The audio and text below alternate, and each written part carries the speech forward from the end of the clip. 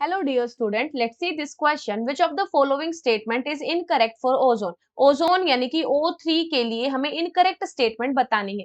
पहली स्टेटमेंट है it is thermodynamically less stable than oxygen, बिल्कुल सही बात है।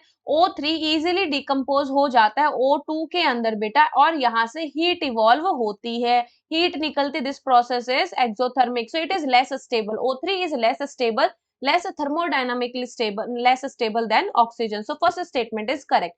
दूसरा बी स्टेटमेंट की बात करें, it causes telling of mercury, ये भी सही है बेटा। जो O3 है वो टेलिंग ऑफ मरकरी करता है। मरकरी का मतलब, टेलिंग ऑफ मरकरी का मतलब होता है कि जब ओजोन मरकरी के साथ रिएक्ट करता है, तो जैसे ये इसका ग्लास ट्यूब है, तो कुछ इस तरीके का ऊपर मिनिस्कस बनता है बेटा, ठीक है। जैसे ही O3 के साथ रिएक्ट करेगा, ये मिनिस्कस गायब हो जाएगा और जितना भी मरकरी है वो ग्लास से स्टिक हो जाएगा, चिपक जाएगा। This is called telling of mercury, right. When ozone is passed, when ozone is passed through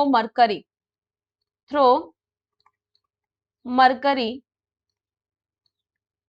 it loses its meniscus and sticks to the glass due to the formation